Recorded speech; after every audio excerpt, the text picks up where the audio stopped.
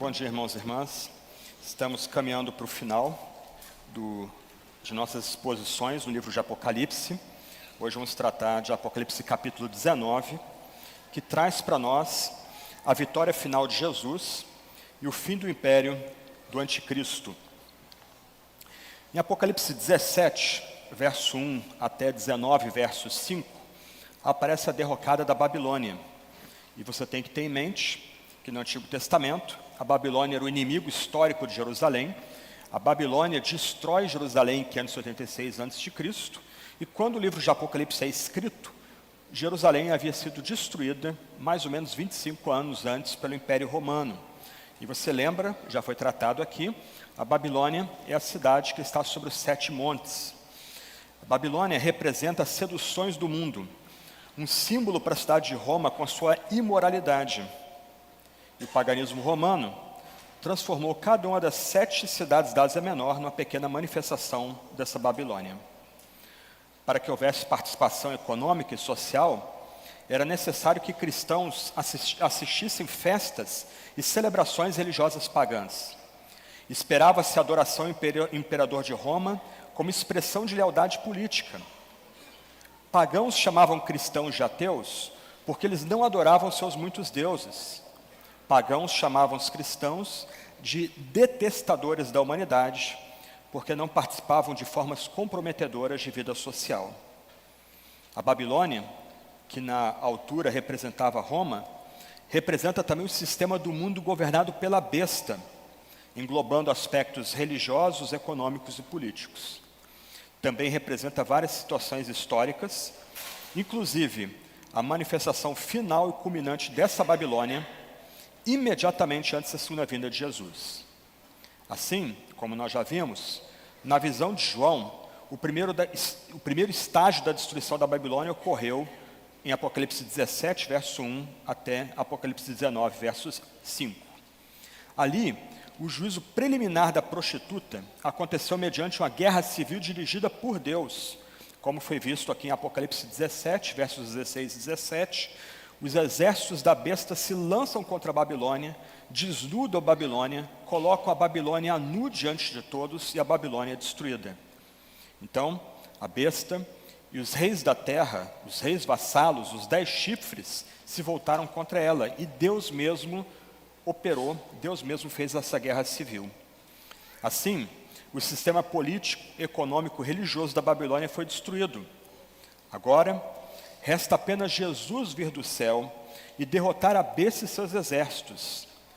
É exatamente isso que ele fará nessa passagem de Apocalipse 19. E então, estabelecerá o seu reino de justiça na terra.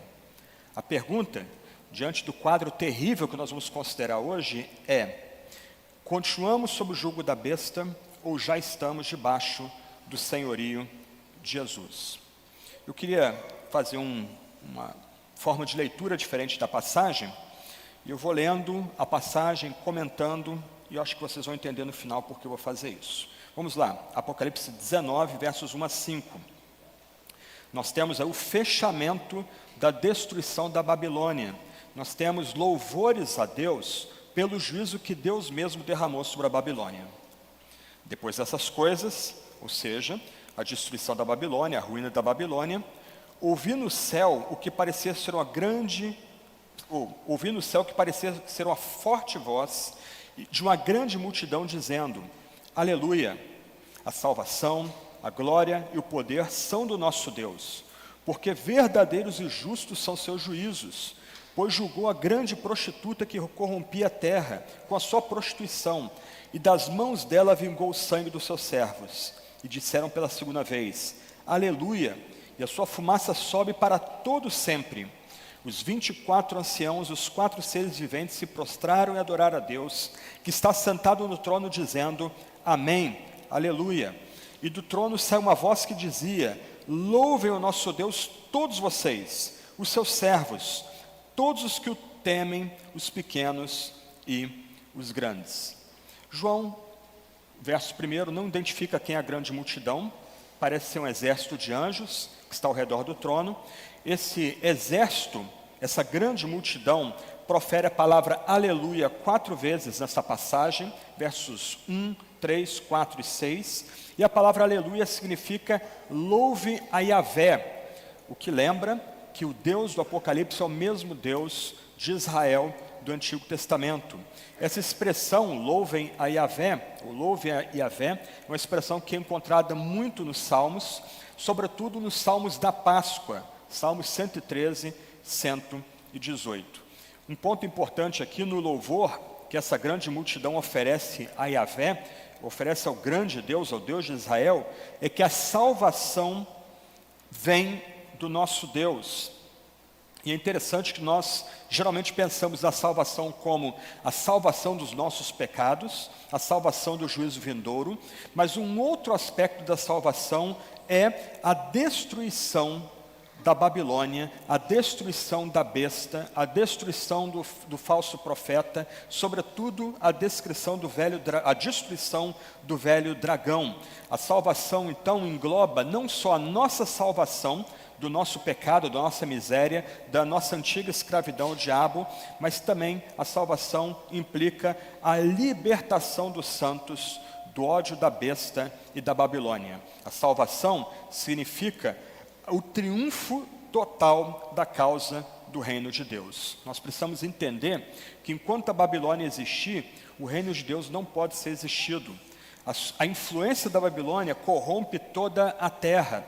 A destruição da Babilônia assegura que o reino de Deus está por vir. E a Babilônia, como já foi visto no passado, foi destruída porque suas más obras, seus luxos abusivos requerem uma punição severa. Então, salvação implica a destruição do mal, implica a destruição dos impérios desse mundo. E um ponto importante, que também já vimos no passado, é que a queda da Babilônia, a destruição da Babilônia, pelo qual Deus é louvado nessa passagem, ocorre em resposta às orações dos mártires, que clamavam por vingança e por justiça pelo seu sangue derramado. Vocês lembram lá em Apocalipse capítulo 6, os mártires, eles não davam descanso ao único Deus, clamando que Deus vingasse o seu sangue injustamente derramado pela Babilônia. Verso 3 fala de uma fumaça que sobe. Nós podemos imediatamente pensar aqui na guerra descrita anteriormente entre a besta e seus exércitos contra a própria Babilônia, um tipo de guerra civil entre os inimigos do reino, mas a ideia da fumaça que sobe aqui tem a ver com o tormento eterno ao qual a Babilônia e os seus servos são lançados. Ou seja, a Babilônia e seus exércitos, derrotados pelos seus próprios aliados, são jogados no lago de fogo. E em resposta a esse fim terrível, os anjos são unidos agora aos 24 anciãos, aos 4 seres viventes, e eles exclamam: Amém, assim seja, que aconteça dessa forma, e nós damos aleluia, nós louvamos a Yahvé, o único Deus que existe. Verso 5, a cena se move do céu para a terra.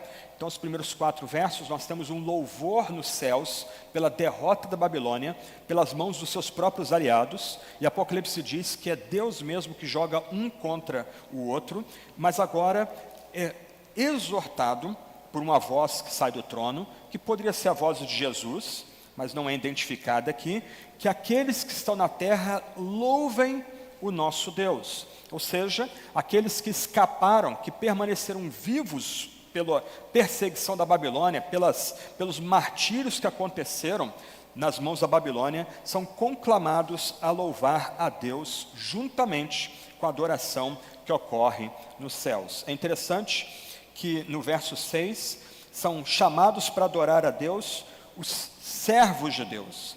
A palavra original aí é escravos. Então nós que somos escravos de Deus, nós que rendemos nossa vida aos pés de Deus, nós que adoramos exclusivamente a Deus e não temos uma lealdade dividida entre Deus e a Babilônia e o dragão e a besta, o anticristo, nós somos chamados a louvar a Deus junto com a grande multidão e junto com os 24 anciãos e com os seres viventes. Em outras palavras, o que esses 5 versículos nos ensinam, eles estão fechando todo o arco que começou em Apocalipse 17, é que nós somos convidados a louvar a Deus, não pelas bênçãos que nós recebemos, não pelos supostos benefícios que podemos receber, mas nós todos somos convidados a louvar a Deus, se somos escravos de Deus, por quem Deus é.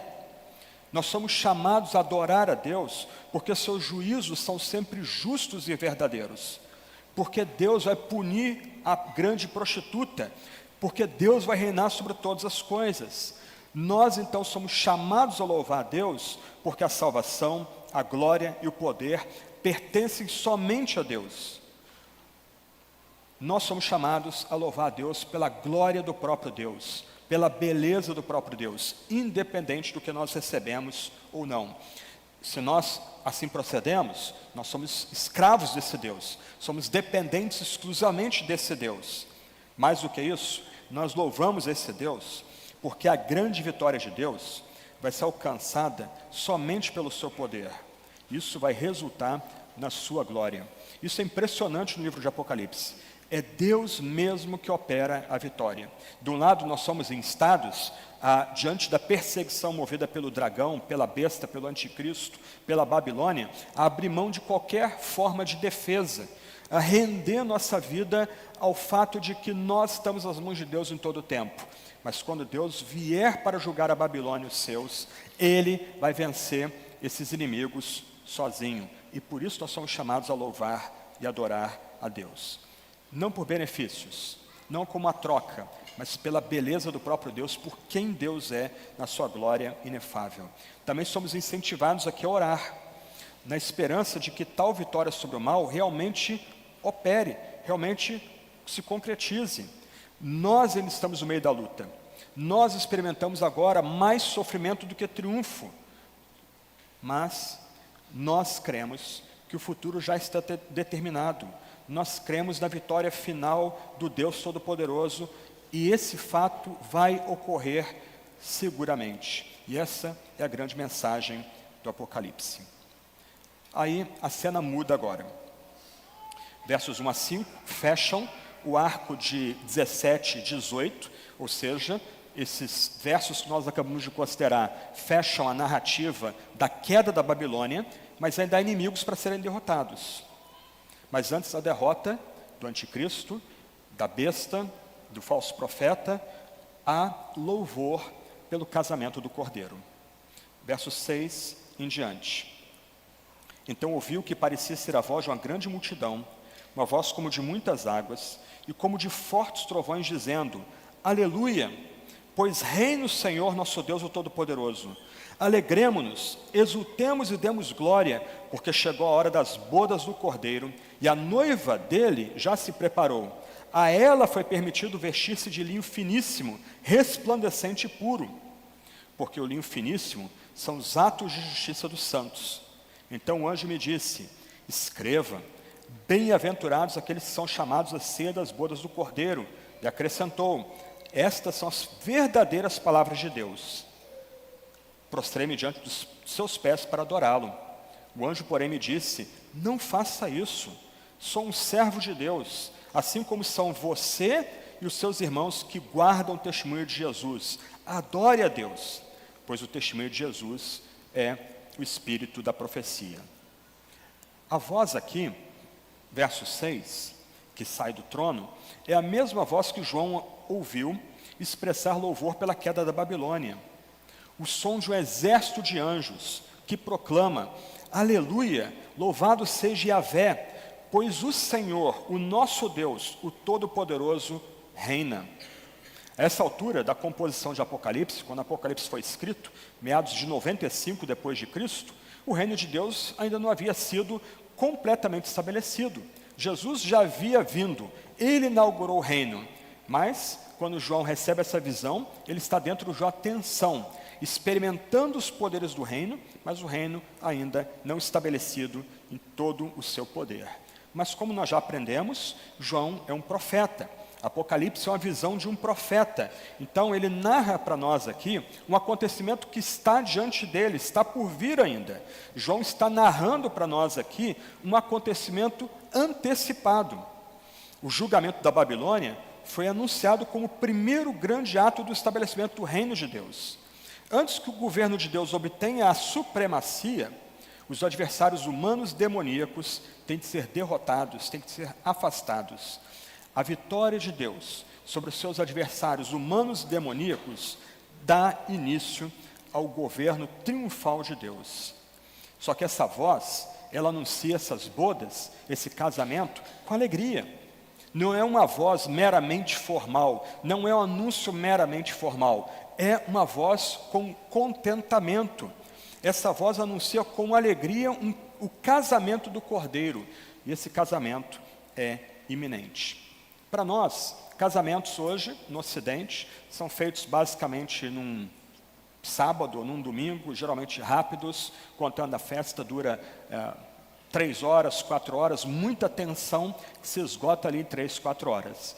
Mas, nessa época aqui, entre os judeus, o casamento durava de 1 semana a 15 dias. Havia muita bebida, muita comida, muita festa, as famílias se moviam para a aldeia onde haveria aquele casamento, elas ficariam abrigadas ali naquele casamento, e o casamento era um momento de muita alegria.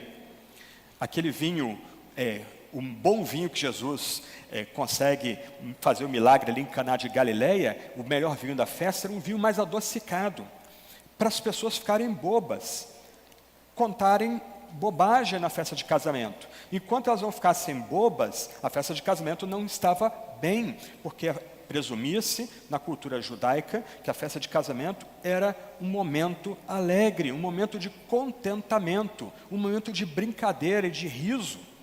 E vocês podem estudar sobre isso em bons livros sobre esse período. Vida Diária nos Tempos de Jesus, do Daniel Henry Hopes, descreve que era uma festa de casamento com riqueza de detalhes. Você chega a sentir o cheiro das talhas de vinho, das frutas, das comidas que eram distribuídas ali. Então esse anjo, ele anuncia com alegria esse grande casamento entre o Cordeiro, que é Jesus, que é nosso Salvador, com o seu povo, com todos os santos. João está vendo no futuro essa união perfeita, essa união completa entre o Cordeiro, nosso Salvador, e todos os seus santos. João vê essa visão no futuro, e ele vê os santos vestidos de linho finíssimo, resplandecente e puro. E é interessante que o texto destaca que é o próprio Deus que veste os santos que vêm para essa festa de casamento com o Cordeiro. Eles são vestidos de forma que representa pureza e vitória completa. Essa é a roupa dos santos que são chamados para essa festa de casamento. A noiva é adornada pelo próprio Deus. Essa roupa consiste, como diz o texto, dos atos de justiça dos santos. Então eu acho bonito como o Apocalipse equilibra essas questões. De um lado, Apocalipse 17 fala dos santos como aqueles chamados, como aqueles eleitos, como aqueles fiéis. Agora, Apocalipse fala dos santos como aqueles que foram vestidos pelo próprio Deus, de linho finíssimo, resplandecente e puro, que são atos de justiça. Ou seja, quem são aqueles que estarão nessa festa incrível de casamento com o Cordeiro?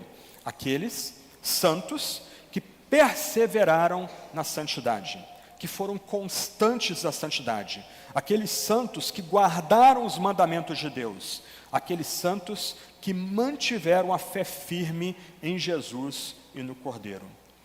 Ambos os lados estão juntos aqui.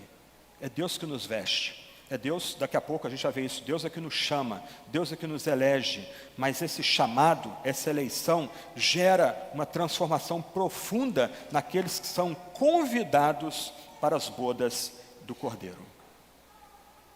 E esse casamento do Cordeiro, verso 9, foi anunciado por um grande grupo de anjos.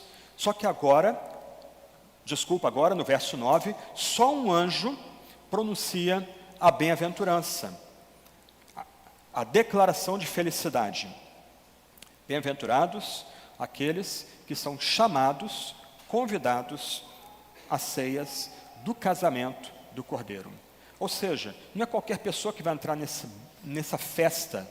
Assim como no antigo Israel, somente convidados entravam em festas de casamento, somente os familiares da família estendida entravam em festas de casamento, somente aqueles que Deus chama, apenas os eleitos de Deus, apenas aqueles que foram vestidos pelo próprio Deus, poderão entrar nessa festa de casamento, poderão casar com o próprio Cordeiro. A ideia de bem-aventurado aqui é que o anjo declara que aqueles que são convidados para essa festa são felizes, são contentes. Durante 18 capítulos nós vimos luta, trevas, risco de morte, martírio. Agora é o momento da festa, é o momento da celebração. Bem-aventurado aquele que é chamado a ceia das bodas, ou a ceia do casamento do Cordeiro. O que é oferecido para nós aqui é tão impressionante que esse anjo vai dizer a João: são estas as verdadeiras palavras de Deus. Ou seja, diante de todo o mal que a igreja enfrentou na terra, o anjo faz uma declaração solene de que há uma promessa de bênção, de festa, nesse banquete messiânico, que os santos revestidos, os santos chamados bem-aventurados, vão usufruir, vão experimentar com o Cordeiro. A situação aqui é tão impressionante, verso 10, que João se ajoelha perante o anjo. Isso é muito curioso, nós vamos ver João mais adiante fazendo o mesmo gesto. Parece que João, com muita humildade aqui, ele se confunde.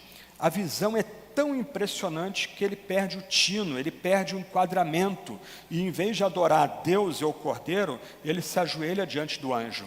O bonito aqui é que o anjo repreende João com gentileza. João não é quebrado pelo anjo. O anjo toma João pela mão e levanta João e diz: olha, eu sou seu servo. O anjo se apresenta como servo do profeta, do apóstolo. E ele é servo daqueles que guardam o testemunho de Jesus. Adore só a Deus. O fato mais importante que a gente pode destacar nessa passagem é que nosso conforto terreno vem do próprio Jesus. Na verdade, a pergunta para nós aqui é: o que é mais importante? O nosso conforto terreno ou a nossa formação em Jesus e no Cordeiro?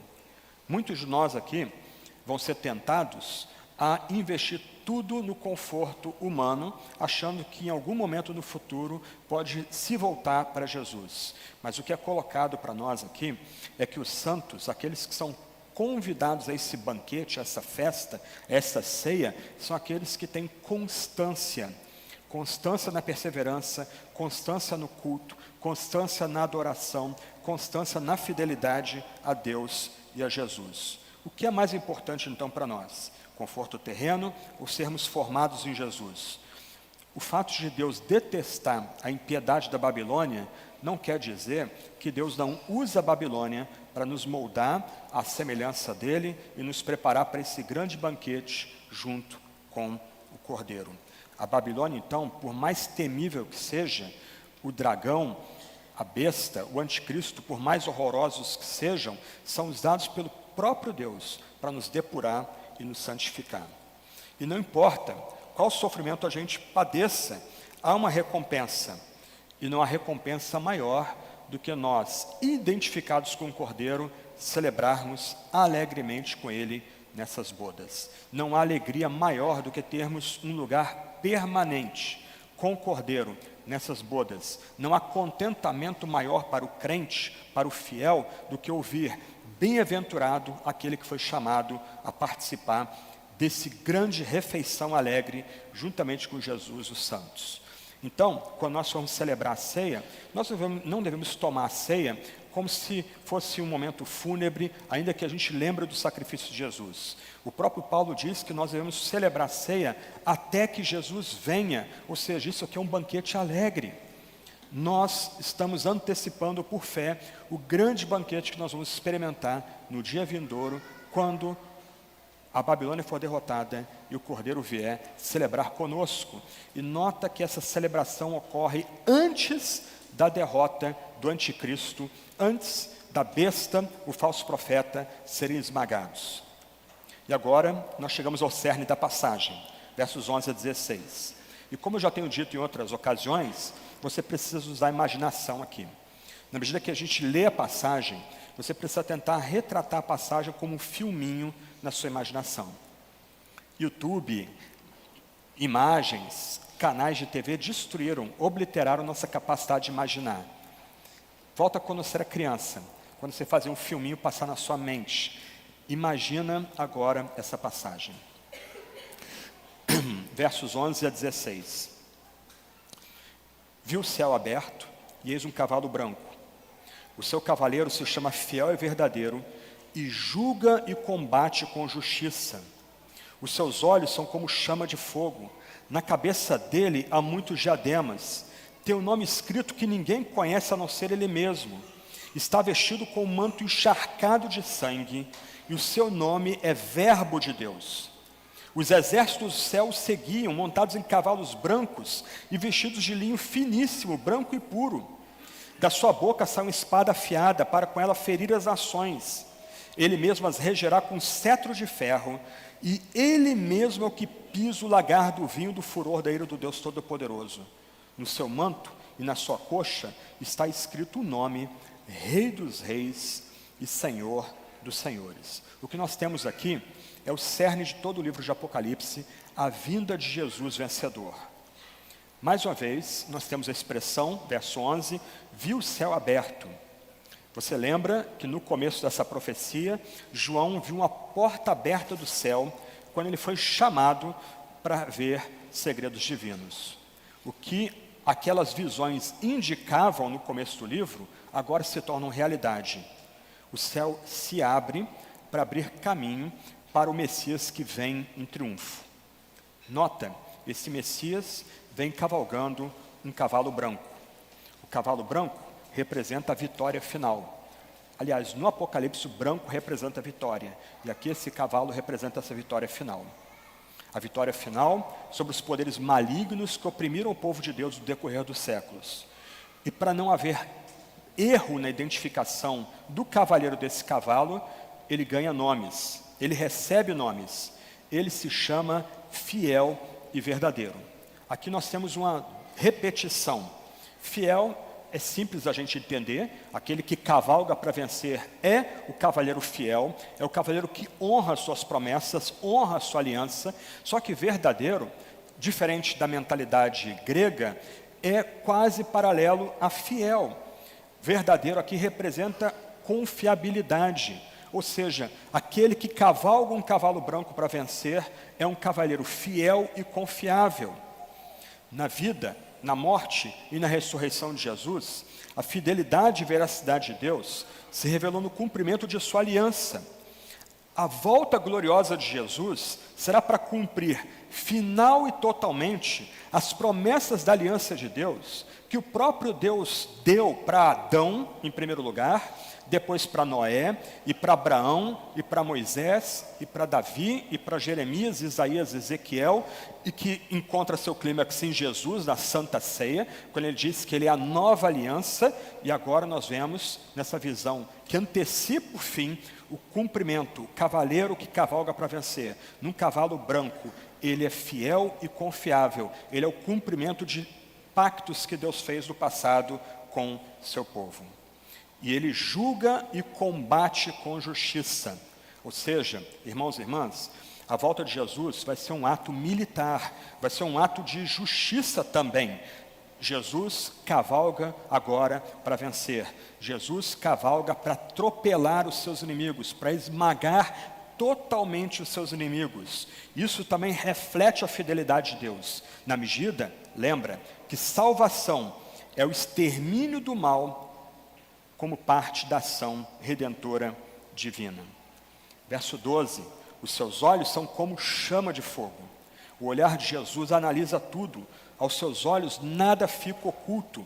Os seus olhos são do juiz divino, que enxerga completamente o nosso interior, o interior dos nossos corações e mentes. Nada é oculto a Jesus.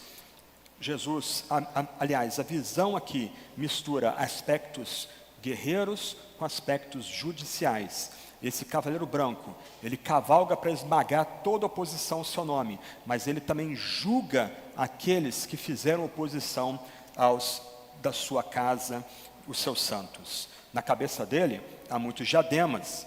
Você lembra que os inimigos de Jesus usavam diademas e tinham múltiplas cabeças, uma paródia de quem Jesus é. Agora, aquele que cavalga o cavalo branco, aquele que vem para vencer, tem muitos diademas na sua cabeça. Ele usa uma coroa pesada, pois como nós já aprendemos em Apocalipse 17, 14, esse que cavalga para vencer é o Senhor dos senhores e o Rei dos reis. E sua vinda será uma manifestação pública, universal, do seu senhorio sobre todos os poderes hostis, todos os poderes que se levantam contra o seu nome. E ele tem um nome escrito que ninguém conhece, a não ser ele mesmo. Alguns vão supor que na vinda de Jesus vai ser revelado completa e publicamente que ele é Yahvé também. Ele é um com o Pai e com o Espírito. Mas o texto parece dar a entender a gente que esse nome secreto de Jesus significa que nenhuma mente humana pode compreender quão profundo é o próprio ser desse cavaleiro que cavalga para vencer. Verso 13, esse cavaleiro que vem cavalgando num cavalo branco está vestido com um manto encharcado de sangue. Esse quadro do Jesus vencedor usa aspectos da visão de Isaías capítulo 63, do conquistador que pisa o lagar da ira de Deus e tem suas roupas manchadas dos seus inimigos vencidos em batalha. Não é uma imagem fofinha, não é uma imagem agradável, mas é a imagem que transmite terror àqueles que se levantam e que se opõem a esse cavaleiro que cavalga para vencer. A ideia aqui, meus irmãos e irmãs, é que nas vilas do antigo Israel haviam poços de pedra construídos, onde eram colocadas uvas ali e onde as pessoas iam marchando sobre aquelas uvas, esmagando-as para gerar uvas. O que sobrava era jogado fora e o líquido era usado para matar a sede, para satisfazer a sede das pessoas daquela vila. A ideia é exatamente a mesma. Os inimigos de Deus que sobraram, a besta, o falso profeta, o dragão, os exércitos que se mancomunaram com esses inimigos, são colocados nesse lagar e Jesus simplesmente os esmaga. A visão aqui antecipa o que vai acontecer, mas é uma visão terrível. Nós temos esse cavaleiro impressionante, saindo do céu aberto, cavalgando um cavalo branco, olhos penetrantes, uma espada saindo da sua boca, mas seus vestidos todos manchados do sangue, não dos redimidos, mas dos inimigos derrotados. E esse cavaleiro é o Verbo de Deus. Esse é o único lugar no Novo Testamento em que Jesus é chamado de Palavra de Deus. Ou seja, Jesus é o próprio Deus em pessoa, agindo agora, vindo agora, cavalgando, como aquele que cumpriu as profecias do Antigo e do Novo Testamento, que une as profecias do Antigo e do Novo Testamento. Verso 14, nós temos mais uma menção aos santos. Os exércitos do céu seguiam, montados em cavalos brancos e vestidos de linhos finíssimos, linho finíssimo, branco e puro. Nota que em nenhum momento é falado que esses exércitos do céu estão armados, têm armas, têm armaduras.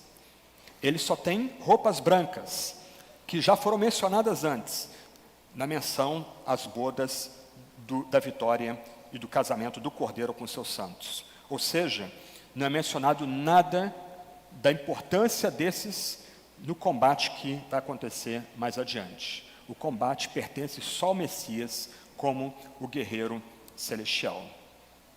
Da sua boca sai uma espada afiada para com ela ferir as nações. A única arma que o cavaleiro vai usar para derrotar a besta, o falso profeta, o dragão e os exércitos que se reúnem com estes é a palavra de Deus. A mesma palavra que criou o mundo do nada. A mesma palavra que sustentou Israel. O julgamento desse velho sistema vai se dar também pela palavra. A espada é a palavra do juízo verdadeiro. É ela que vai matar os inimigos desse cavaleiro. E esse cavaleiro tem um cetro de ferro em sua mão. Esse cetro de ferro poderia ser uma massa, na verdade, a vara do pastor. A vara do pastor que mata os predadores, que protege o rebanho, mas, sobretudo, destrói aqueles que predam o rebanho. E ele pisa o lagar do vinho do furor da ira do Todo-Poderoso. E ele tem no seu manto, na sua coxa, um nome grafado: Rei dos Reis e Senhor dos Senhores.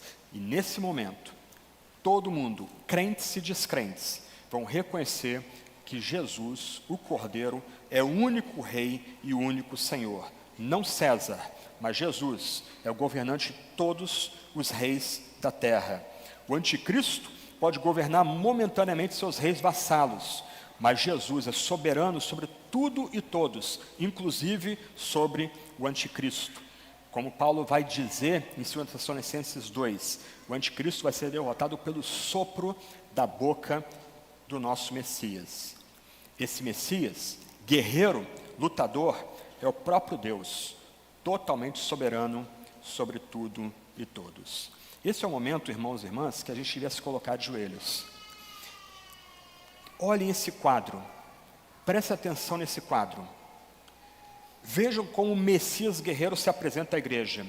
Ele vem montado num cavalo de guerra branco, ele vem como herói vencedor, ele tem vários nomes, ele é o fiel e verdadeiro, ele tem um nome escrito que ninguém conhece a não ser ele mesmo, ele é o verbo de Deus, ele é aquele que é a palavra de Deus imbuída de autoridade, ele é tanto juiz como executor da sentença, ele é o Rei dos Reis e Senhor dos Senhores, não o dragão, não a besta, não o falso profeta. Esse Cordeiro é o único soberano sobre os reis da terra. Veja como esse Messias guerreiro age no mundo. Seus olhos são como chama de fogo, ou seja, ele verá tudo e saberá tudo, e seu juízo será executado em caráter definitivo. Ele tem uma veste encharcada de sangue dos seus inimigos. Ele, esse Cordeiro, vai destruir as forças do mal com a espada afiada que sai da sua boca. Esse Cordeiro, esse cavaleiro que vem num cavalo de guerra branco, pastoreia as nações com um cetro de ferro que despedaça e destrói. Ele pisa o lagar do vinho, que é a imagem da ira divina e de destruição. Meus irmãos e irmãs, que imagem poderosa. Que imagem potente nós temos diante de nós. Muitas vezes uma leitura unilateral dos evangelhos leva a gente a ter uma visão de Cristo domesticado, um Cristo quase inofensivo. Ainda que nos evangelhos, Jesus é o personagem bíblico que mais fala da perdição eterna e do inferno. Aqui nós temos o quadro completo. Aquele que veio como o Cordeiro de Deus para tirar o pecado do mundo, agora vem como o leão de Judá que ruge e até os extremos da terra tremem. E aí nós temos a rápida batalha entre Jesus e o anticristo. É quase o anticlímax agora. Então viu o anjo posto em pé no sol. Ele gritou com voz forte, dizendo a todas as aves que voam pelo meio do céu: venham, reúnam-se para a grande ceia de Deus, para comer carne de reis, carne de comandantes, carne de poderosos, carne de cavalos e seus cavaleiros, carne de todos, quer livres, quer escravos, tanto pequenos como grandes. E vi a besta e os reis da terra com seus exércitos, reunidos para fazer guerra contra aquele que estava montado no cavalo branco e contra o seu exército. Mas a besta foi presa, e com ela foi preso o falso profeta, que com sinais feitos diante da besta, seduziu aqueles que receberam a marca da besta, e eram os adoradores de sua imagem. Os dois foram lançados vivos dentro do lago de fogo, que queima com enxofre. Os outros foram mortos com a espada que saía da boca daquele que estava montado no cavalo, e todas as aves se fartaram das suas carnes. João vê um anjo posto em pé no sol, onde todos o podem ver. E esse anjo grita com voz forte, chamando todas as aves que voam pelo céu, para que se reúnam agora para um outro tipo de banquete, um outro tipo de ceia, mas que é uma grande ceia de Deus. Essa grande ceia de Deus, descrita agora, faz um terrível contraste com a ceia das bodas do Cordeiro, onde os santos são convidados. A mensagem que nós temos aqui é terrível, impactante, garantindo, antes mesmo do início da batalha, que as forças da besta, do falso profeta, do dragão, já estão completamente derrotadas. O resultado já está definido desde o começo. Como em Ezequiel 39, essa ceia terrível, macabra, horrorosa, inclui carne de reis, carne de comandantes, carne de poderosos, carne de cavalos e seus cavaleiros, carne de todos, quer livres, quer escravos, tanto pequenos como grandes. Aqui, carne de todos, refere-se a todos os que aceitaram a marca da besta e decidiram aliar-se ao anticristo, em vez de se humilhar diante do juízo de Deus, reconhecendo a soberania completa de Jesus. Irmãos e irmãs, que ninguém se engane. Todos os participantes da batalha do Armagedon serão destruídos. O mal e os homens maus serão completamente derrotados. Essa batalha que é descrita nesses versos 17 a 21, conduz ao clímax todas as batalhas que Deus travou por toda a história da redenção na Sagrada Escritura, sempre lutando em benefício do seu povo.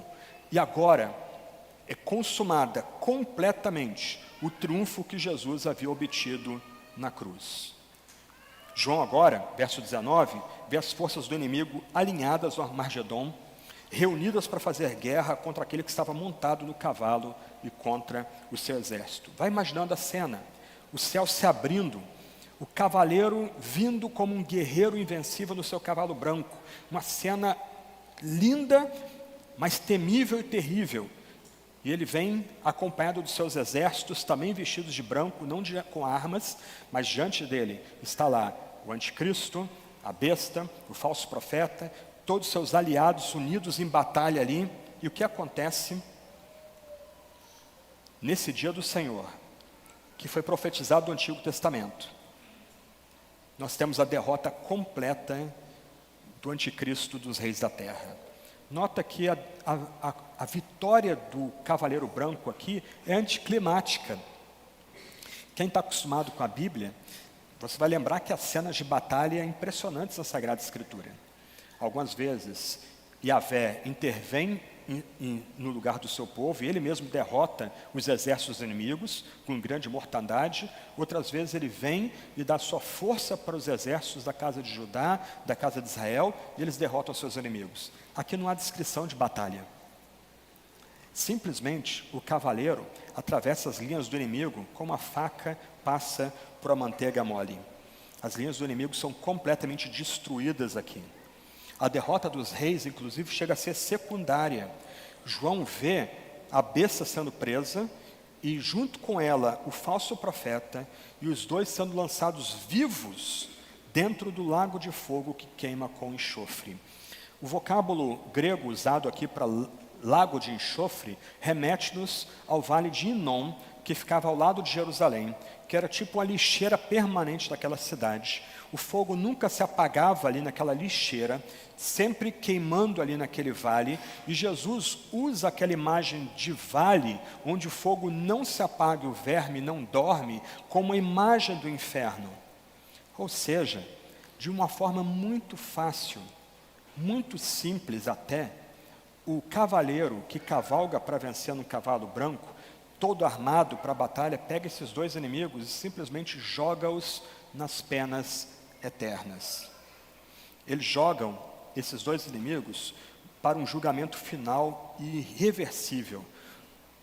Mais terrível ainda, esses dois inimigos são jogados para um lugar de castigo consciente na presença de um Deus completamente irado pelos pecados dele. E no verso 21, o último verso da passagem, João fala também de forma bem compacta da destruição dos exércitos do anticristo.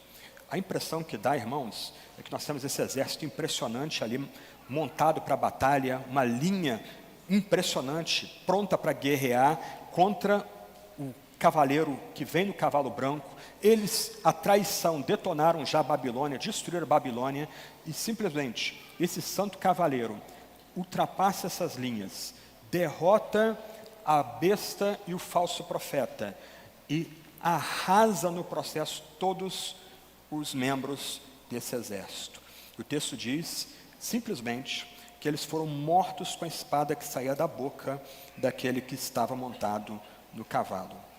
E o texto conclui, e todas as aves se fartaram das suas carnes.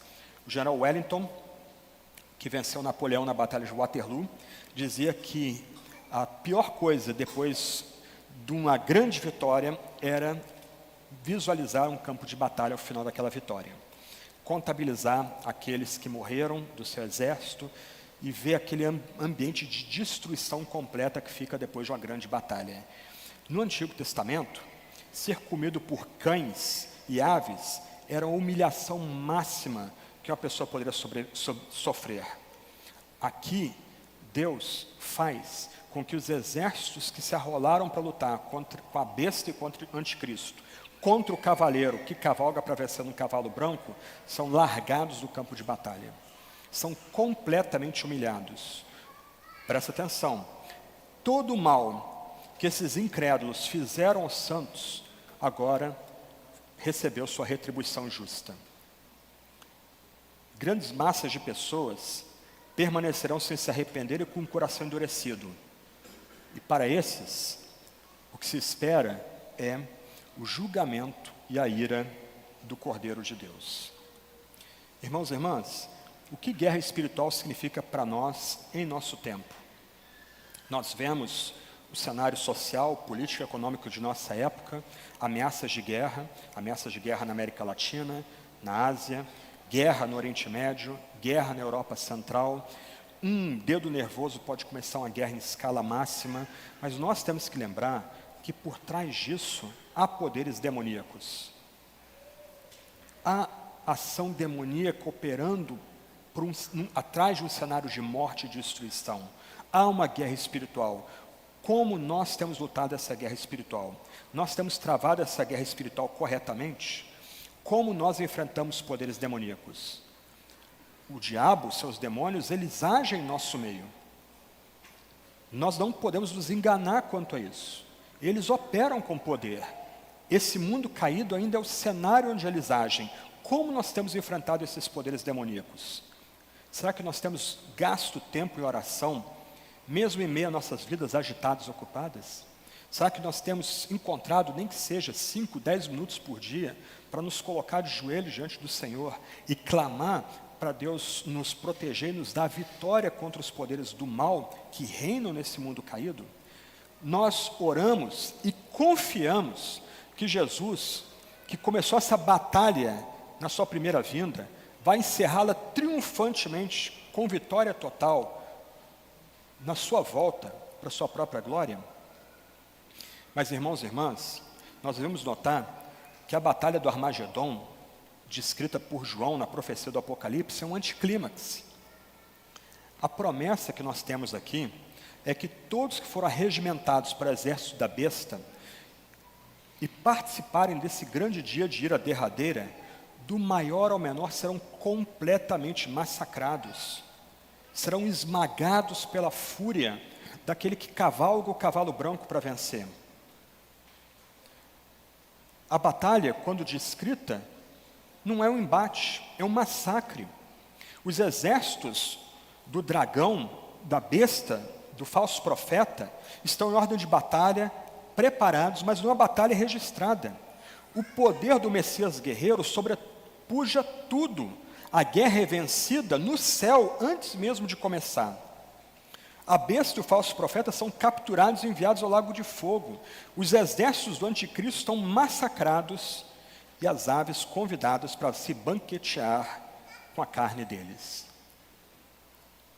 Uma festa de casamento entre o Cordeiro e seus santos. Uma ceia macabra, onde aves e cães se alimentam das carnes apodrecidas dos inimigos do povo de Deus. A grande pergunta que fica para nós é a seguinte: você será aquele que come ou aquele que vai virar comida? Os meus olhos viram o esplendor da vinda do Senhor, que extermina da vindima suas aves, suas uvas de rancor, Como um raio a sua espada, flamejante o seu fulgor, vencendo vem Jesus. Glória, glória, aleluia. O clarim que chama os crentes à batalha já soou. Jesus, à frente do seu povo, multidões já conquistou. O inimigo em retirada, seu furor patenteou. Vencendo vem Jesus. Glória, glória, aleluia. Eis que em glória refulgente sobre as nuvens descerá, e as nações, os reis da terra, com poder governará. Sim, em paz e santidade toda a terra regerá. Vencendo vem Jesus. Glória, glória, aleluia. E por fim tronizado, as nações há de julgar. Todos, grandes e pequenos, o juiz hão de encarar. E os remidos, triunfantes, em fulgor hão de cantar. Venceu o Rei Jesus. Glória, glória, aleluia.